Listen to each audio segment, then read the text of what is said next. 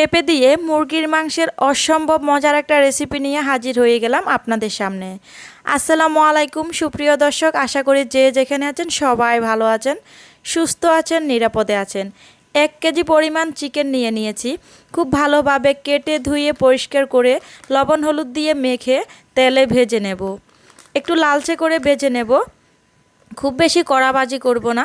চুলার তাপের উপর লক্ষ্য রাখতে হবে যেন পুড়ে না যায়। চুলার তাপটা এক একজনের চুলার তাপ এক এক রকম, তাই মিডিয়ামের থেকে একটু বাড়িয়ে দিয়ে রাখবেন।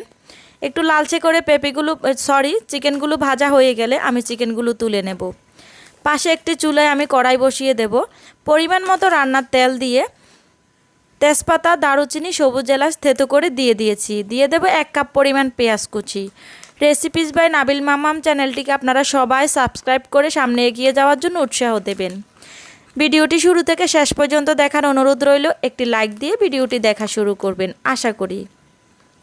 খুব ভালোভাবে পেঁয়াজটা যখন ভাজা হবে, খুব বেশি লালচে করে ভাজবো না, একটু সফট হয়ে যাবে, একটা সুন্দর ফ্লেভার আসবে।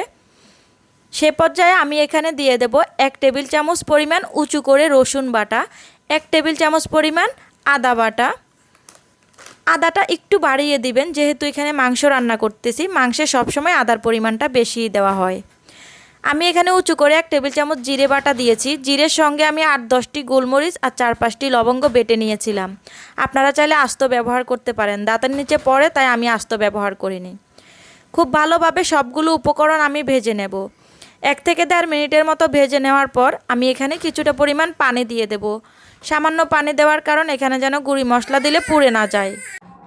এখন আমি এখানে গুঁড়ি মশলাগুলো অ্যাড করে দেব। আমি 1 চা চামচ পরিমাণ হলুদ গুঁড়ি দিয়েছি। উঁচু করে 1 টেবিল চামচ পরিমাণ আমি লাল মরিচের গুঁড়ি দিয়েছি। জিরে বাটা দেব ধনিয়ার গুঁড়ি দিয়েছি আমি 1 টেবিল চামচ পরিমাণ। আমি ভুলে জিরে বলে ফেলেছিলাম। লবণ দেব স্বাদ মতো। খুব ভালোভাবে সবগুলো উপকরণ একসঙ্গে মিশিয়ে কষিয়ে নেব 3 থেকে 4 মিনিটের মতো। মশলাটা যত ভালোভাবে কষিয়ে নেওয়া যাবে রান্নার টেস্ট অনেক গুণে বেড়ে যাবে। চেষ্টা করবেন কাঁচামরিচ দিয়ে তরকারি খাওয়ার জন্য। আমার আজকে বাসায় কাঁচামরিচ ছিল না বিদায় আমি এখানে লাল মরিচের গুঁড়ি ব্যবহার করেছি। আমার চ্যানেলের আমার ভিডিওগুলো ফলো করলে দেখতে পারবেন আমি অনেক ভিডিওতে, অনেক রেসিপিতে বেশিরভাগই আমি কাঁচামরিচ দিয়ে তরকারি রান্না করাটা পছন্দ করি। কালারও সুন্দর আছে, শরীর স্বাস্থ্যও ভালো রাখে। খুব ভালোভাবে কেটে ধুয়ে রাখা মাঝারি সাইজের একটা পেঁপে দিয়ে দিয়েছি। মশলাটা আমি খুব ভালোভাবে কষিয়ে নিয়েছিলাম। এখন আমি পেঁপেগুলো দিয়ে দিয়েছি। পেঁপেগুলো আমি এরকম সাইজ করে কেটে নিয়েছি, যেহেতু চিকেন দিয়ে রান্না করব। এখন আবারও খুব ভালোভাবে মশলার সঙ্গে পেঁপেগুলো দিয়ে খুব ভালোভাবে নেড়ে চেড়ে কষিয়ে নিতে হবে। আমি এভাবে ঢাকনা ছাড়া 2 মিনিটের মতো কষিয়ে নিয়ে ঢাকনা দিয়ে ডেকে আরও 2 মিনিটের জন্য রেখে দিয়েছিলাম। চুলার আঁচটা মিডিয়ামের থেকে একটু বাড়িয়ে রাখবেন যেন পুড়ে না যায়, সেদিকটা লক্ষ্য রাখবেন। ঢাকনা সরিয়ে আমি আবারও খুব ভালোভাবে নেড়ে চেড়ে কষিয়ে নেব কিছুক্ষণের মতো।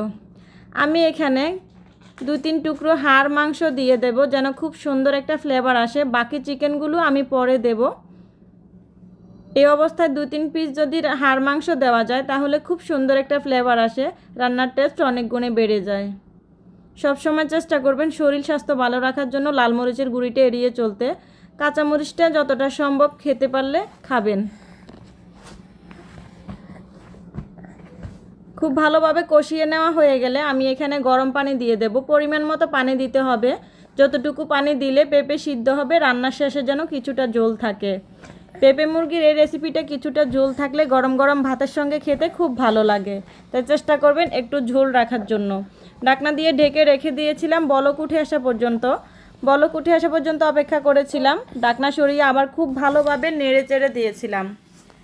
আবারও ঢাকনা দিয়ে ঢেকে রেখে দিয়েছিলাম পেঁপেটা সিদ্ধ হওয়া পর্যন্ত। 80% যখন পেঁপেটা সিদ্ধ হয়ে যাবে তখন আমি এখানে চিকেনগুলো দিয়ে দিয়েছি।